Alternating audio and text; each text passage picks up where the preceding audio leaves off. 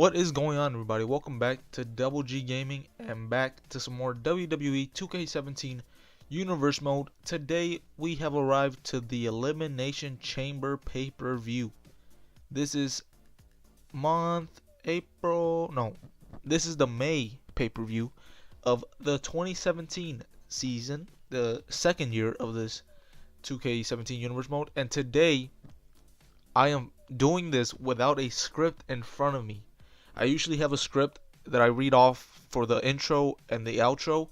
Usually, like, only on WWE 2K17 do I have like a script to read like in between, like to see like how the feuds are playing out. But today I have no script in front of me, so this is just like whatever fucking comes to my mind is gonna be what I'm gonna say. It's just gonna come out of nowhere. So let's see how this goes. Hopefully it goes great as we see this amazing Elimination Chamber stage that I created. Look at how awesome that looks. It looks awesome, doesn't it? But anyway, today we are gonna be having a main event, Elimination Chamber main event. There's only gonna be one though, as we are live from London, UK. This is the main pay-per-view is always gonna be a pay-per-view that we go outside of the US to see where we can go in the world. And speaking of around the world, we start off with the European Championship being defended as Big E, as I have not changed this attire yet, but I will in upcoming episodes, taking on R-Truth for the European Championship, and he gets DDT'd on the ring apron, the hardest part of the ring if you did not know. So Big E is defending his championship and there was no build up. And you might be saying, wait, R-Truth doing a move to Big E, is that going to be it? And yes, it is. R-Truth is your new European champion. That is the weirdest thing. I would not have expected R-Truth to win a championship ever again in the WWE, but it happened. And when it happens, it happens. What can you say? So we get the night started off right. We get a championship changing hand. And we move on to another championship match. We have, excuse me, that's probably unprofessional, but who gives a shit? This is uncensored, uncut, uncooked Monday Night Raw. But we see the women's champion Charlotte taking on Paige in a women's championship match here in the second match of Elimination Chamber pay-per-view. And she's going for natural selection. She hits it. That's going to be it for Paige, I think. Oh, yeah, she's going for the pin. Will that be it for Paige? 2 and a 3. Paige does not kick out. And Charlotte continues her streak. I'm just playing. I don't know how long she's been champion, but she continues her championship reign here at Elimination Chamber pay-per-view. I probably shouldn't have had that pizza earlier. They say if you have dairy and then you're going to do commentary, that it's a horrible idea because your throat's gonna be clogged up or whatever. But it doesn't matter. We move on to our third match of the evening as Enzo Amore and Big Cass are gonna defend their WWE Tag Team Championship against the Ascension, Victor and Connor here tonight. Let's see if Victor and Connor can finally do something with their life and win some gold here in the WWE. I know they won gold back in NXT, but can they do it in the WWE? It looks like they won't be able to because Enzo Amore hits their tag team finisher. The referee goes for the cover. Big Cass goes for the save. No, never mind. I thought he was going to stop Victor or Connor, whichever one that one is. He was going to stop him, but he didn't need to stop him because he fucked up. He missed the pin breakup attempt. And Enzo Amore and Big Cass retain their tag team championships. And they continue their year-long run as tag champs. And next, we have our SmackDown main event as Dolph Ziggler is looking to retain. Yeah, retain. I almost forgot if he was champion or not. He's looking to retain his World Heavyweight Championship that he beat Alberto Del Rio for back at Payback. And Alberto Del Rio is looking to get payback here tonight at Elimination Chamber. See if he can regain that title that he held for almost half a year, even probably a little bit more than that. He didn't defend it at WrestleMania, and he paid for it at Payback because he was he had ring rust. I will say that. So since this is the generic generic videos. I always stumble and fumble on my words, but these are the generic build-ups. I'll see you when we get into the actual match itself. Into that turnbuckle hard, and oh look, we knew this was going to happen, Cole. Yeah, but let's not forget there's still a match going on in the ring. But I knew it, King. I agree with you. We knew this was. It was only a matter of time before this thing just blew up. Well, there's a match in the ring, but we may have a match out here. Whoa, look out! What I was afraid of. The distraction and then the shot. Okay, here we go. Alberto Del Rio. You can follow him at Viva Del Rio on Twitter. Going up against the World Heavyweight Champion Dolph Ziggler. You can follow him at Heel Ziggler, but everybody knew that already. So here it is, the SmackDown Heavyweight Championship being defended here tonight, as Del Rio looks to reclaim the gold that was taken from him at Payback. Your Soul Money is one of those guys. Alright, never mind, it was a chick. So let's see if they can have a classic match like they always do. Clothesline from Dolph Ziggler. We started off right. Not really, that was probably the slowest fucking move you could ever do. And wow, what a glitch. Dolph Ziggler gets DDT'd right in the middle of the ring. And then gets sets up, put up for a Razor's Edge. Oh, but he gets dropped right on his shoulder. Del Rio using his knees to perfection there. And then they take it back outside. Del Rio loves going outside, as you well know. He gives him a neck breaker DDT, or neck breaker, just a neck breaker outside of the ring. And then sends him into the turnbuckle and just splashes him and kills him a little bit. The referee elbows Del Rio, distracts him, and Dolph Ziggler is able to hit a dropkick from the top rope. Ziggler was looking for some type of move, but then he delivers a dropkick, a standing dropkick. You don't need to go to the top rope for that one. Now sets up for the sweet chin music. Oh! Del Rio's knocked out. Good night, Irene, as Taz used to say back in those old video games. Del Rio knocked. Oh, but he kicks out. He stays in it. His championship hopes are still alive. He will not get a rematch if he loses here tonight. Oh, and an elbow from the top rope by Dolph Ziggler. Maybe looking for another sweet chin music, but Del Rio gets back on offense. Oh, and slams his back right on his knees. Del Rio can use those knees to perfection, like I said earlier. He's looking for his momentum swing. Will he be able to hit it all? He does, and another knee to the back. Devastating knee to the back, I should say. Oh, and look here, Del Rio setting up for his super kick. He hits it. Dolph Ziggler is killed. He will never be coming back from that. And then Del Rio sets him up for his arm breaker. And Dolph Ziggler is forced to tap out. Will he get a rematch? Who cares? Who knows? Who even is writing this shit?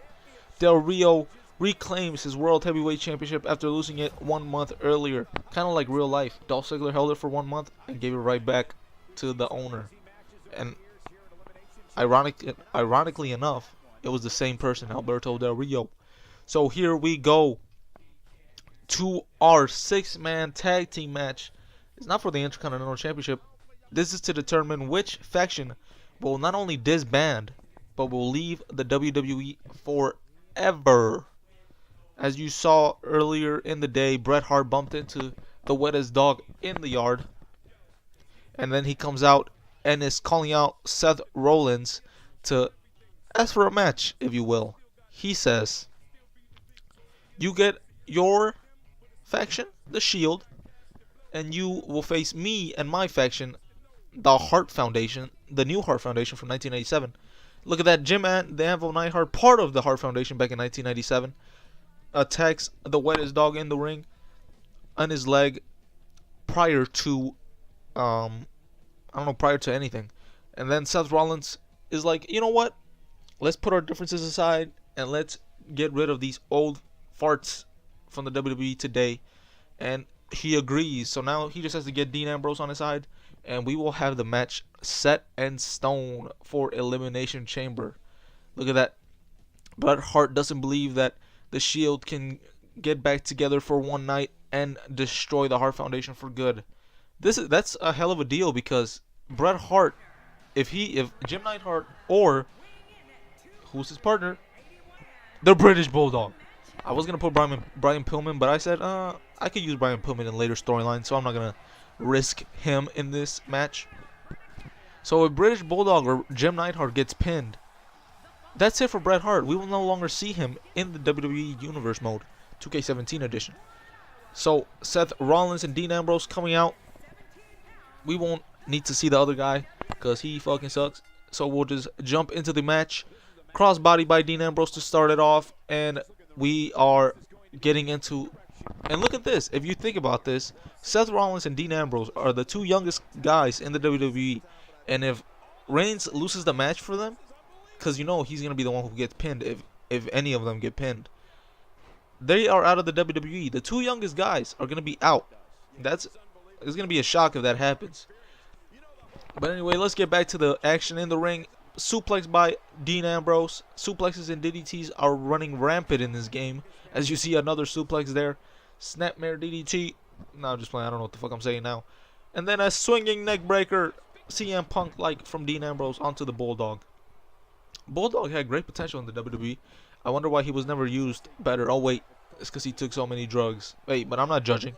I take as many drugs as any man, as the man next to me. So they go outside for a bit, and then they get back into the ring, and the Bulldog press slams Dean Ambrose right into the corner of the Hart Foundation. He needs to make a tag. They are just attacking him so hard. Oh! He hits him with his running power slam. Will that be it? No. He was saved. So now Jim the Anvil Neidhart comes in, and Dean Ambrose is looking to hit his flying elbow. He probably did. Seth Rollins comes in the ring now and attacks Bret Hart as he gets tagged in. Oh, what is that? What the fuck? So many moves were going on right there. Jim the Anvil Neidhart was trying to tackle Bret or Seth Rollins, but Seth Rollins hits that 450 splash or frog splash or 360 splash or just a splash or just a leapfrog or just a whatever the fuck that was called. Super kick to the British Bulldog. I don't know who the hell is legal here, but it looks like Dean Ambrose and Bret Hart are legal. Seth Rollins and the other guy comes in to try to stop them from interfering into the pin attempt, but nothing works. Then the Anvil comes back in, and he goes to work on Seth Rollins for a bit, tosses him across the ring. It would have been across the ring if they were on the other side, but nonetheless, the British Bulldog comes in and delivers a Bulldog by the Bulldog. I never thought about that, and I don't remember him ever like hitting a Bulldog and then like the commentator saying the Bulldog hits a Bulldog, but you heard it here first. WWE, hire me and I will be the greatest announcer in the history of the universe. Oh my god, a springboard move by Bret Hart. I didn't know he was capable of that. Seth Rollins or Dean Ambrose from the top rope hits his penitent forearm. He goes for the pin, but that's not going to be enough to cover Bret the Hitman Hart. Seth Rollins with the pedigree. Will he be able to get rid of Bret Hart and the Hart Foundation for good? He's been causing him trouble since WrestleMania, back when they were counted out, and he was forced to not even win the title back then. He goes for the cover. Will that be it? Bret Hart is busted wide open, as I said earlier. No, really, but I did. Oh, he covers him for the pin. That means that Seth Rollins has gotten rid of the Hart Foundation, one of the greatest groups to ever be involved in the WWE. So we will no longer see Bret Hart, the British Bulldog, or Jim Neidhart in this universe mode. That saddens me to say, but at least Dean Ambrose and Seth Rollins, some of the two youngest guys, will still be here. So we move on to the main event of the evening. One night on Monday Night Raw, Vince McMahon came out and said that at the Elimination Chamber, The Rock would have to defend his championship and he brought back the Elimination Chamber pay-per-view. I was supposed to say that at the beginning, but fuck me. So Brock Lesnar, hearing this news, goes up to Vince and asks him if he can be one of the first entrants that is entered into the chamber match itself. And look at that, Vince McMahon, he knows what money is when he sees it. So he accepts, and Brock Lesnar is the first entrant into the chamber match itself. And then later, Triple H would come out to Monday Night Raw and let them know, let The Rock and Brock Lesnar know that he will be the third participant to enter the match because of his daughter telling his father-in-law to get him in. So just that simple. Triple H just says, "Hey Stephanie, tell your dad to get me in this match," and it is done. Triple H will be one of the 6 participants in the chamber match itself this Sunday, or tonight, or right now, whenever you're watching this. So look at that, it's just star packed already. The Rock, Brock Lesnar, and Triple H are already in this match. Sting and Cesaro went up against the team of Chris Jericho and Rusev. Two rivals versus two rivals went up against each other. The winners getting put into the match at Elimination Chamber. And look at that. Sting, right after they won the match, he said, that's enough. That's enough of this friendship shit. It'll be every man for themselves at Elimination Chamber. And he proved to knock out Cesaro. He proved that to knock out Cesaro. He said, I'm going to walk out with the WWE Championship, become a two-time WWE Champion. Remember, he was WWE Champion back in April or May of last year. So it's been a year since he's been champion. So here we go. Oh, and there's one spot open in the chamber match itself. So we see Brock Lesnar and Sting will not be starting it off. So there we go. Cesaro, the third participant, he won't be starting the match. And the special surprise, The Undertaker will be the final entrant into this chamber match tonight for the WWE Championship. So that means that The Rock and Triple H will be starting off this match as the first two entrants in the ring. Look at that, the WWE Championship redesigned by me. What a beautiful championship belt that is. As you noticed, the IC and the Women's Championship also has been remodeled to have their the champion or the superstars, you know, like little plates on the side. As The Rock hits a DDT. Oh, I was gonna burp there, but it didn't come out. You know when you burp and then it just comes out as air? That was me right there. So The Undertaker comes in at number 3. Cesaro comes in at number 4. Spine buster by Triple H to The Undertaker. How old is The Undertaker in this game? 49? Or is he 50 still? Oh, and The Rock hits a nasty DDT on the outside grate to Cesaro. But then chokeslam to Triple H. Will that be it for Hunter Hearst Helmsley? Not even the 5th entrant has come in and he's already going to be eliminated. Yes, that's going to be it for Triple H. As Brock Lesnar makes his way into the ring and then suplexes The Undertaker on the grate outside. The new chamber match this year in 2017, they got rid of the grate. Some people say it's good. I personally don't like it. You know, it kind of takes away the danger. Like, if you're gonna do moves on the outside of the thing now, it's not gonna be as impactful as before when you had the grate. You know, like, people are saying, oh, it's for the safety. Then just don't do shit outside. Don't do as many things as you were planning. Just like throw each other out there, and that's it. It's one night only. It's not like you guys are having chamber matches every day. As The Undertaker sets up Cesaro for another chokeslam, but he reverses it and just slams The Undertaker's head into the grate. Oh, look at this. Sting and The Undertaker going at it outside the ring. I would like to see that matchup. Brock Lesnar has the F5 on The Rock inside the ring. Will that be it for The Rock, the champion? Kick out. Oh, he does. I thought that was going to be it for The Rock, and we would have been guaranteed a new WWE champion. Brock Lesnar gets taken down by The Undertaker. This is fast-paced action going on right here. And then Undertaker going for old school. And the neutralizer outside to Sting. I didn't notice that. He goes for the cover. Will that be it? 1, 2. No. Oh, wait. That wasn't even the same thing. The Rock gets... Oh.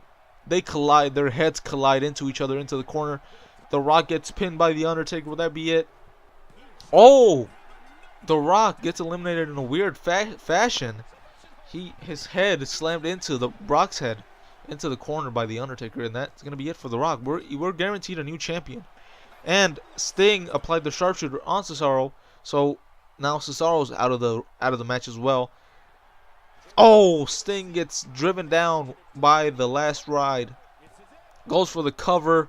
Sting, see you later. You won't be WWE champion. We're guaranteed either Brock Lesnar or The Undertaker to win here tonight. And as you see, Undertaker is already bruised from the torso up, and Brock Lesnar, his momentum's at red, or his stamina's at red, whatever that little red thing is. But you can see his body damage is still not even medium hurt. He takes Undertaker to Suplex City though. Sets up for the F5. Undertaker, will this be it? Will this be a repeat of WrestleMania 30? He hits it. Will that be it? The Undertaker. But he gets back up somehow. Look at that. Look at Undertaker's face. Just, oh my God. Undertaker, just retire. Just give it up. Now, what is this? Brock Lesnar going for his triple powerbomb here? Yes. You don't have to hold on to him, Undertaker. If you don't hold on to him, he won't get you up. He's too tired. This match has gone on for way too long. He goes for another cover. Will that be it? 1, 2, 3. No. Undertaker stays in it. How is this even possible? The Undertaker goes for a chokeslam outside the ring again onto that grate. Will that be it for Brock Lesnar? No. He goes for the Kimura lock. He's going to break Undertaker's arms in half. Oh, he breaks it. He broke Undertaker's arm. It's broken in half. It's broken in half. Good God Almighty. Good God Almighty. What a fucking match that was. We have a new WWE champion in Brock Lesnar as he's wearing that new redesigned championship belt. Those side plates are going to be rechanged to fit him. But wow, what a match. It took him breaking the Undertaker's arm outside of the ring for the Undertaker to give up. I don't think if he would have hit 20 more suplexes, 20 more F5s, I still don't think Undertaker would have tapped out. But he broke that man's arm. And now Brock Lesnar is your new WWE champion. So, guys, I hope you enjoyed this Elimination Chamber pay-per-view, because I know I enjoyed commentating over it. And please join us next time, or join me next time. I don't know why I'm saying us. Chewy's not here. Join me next time for our next pay-per-view titled Capital Punishment. Yes, Capital Punishment is making its comeback to my WWE 2K17 Universe mode, and we will see how this WWE Championship title situation plays out. Who will be Brock Lesnar's next opponent? Will Big E regain his European Championship? What is in store for Charlotte? Who is her next competitor? Dolph Ziggler, will he be looking to get another rematch for the World Heavyweight Championship? The WWE Tag Team Championships, they are on a fucking year-long reign so far. Let's see, what other titles? Oh, who's next for Seth Rollins to face now that he retired Bret Hart and his Hart Foundation? And like I said, who will be Brock Lesnar's next opponent? Please tune in next episode to see who, what, when, where, how, and why all this story shit plays out, please. But until then, thanks for watching. Give the video a thumbs up, comment down below, and subscribe. And follow me on Twitter. Link in the description. So, thanks for watching. See you motherfucking bitches. Yes, horse. Let's later.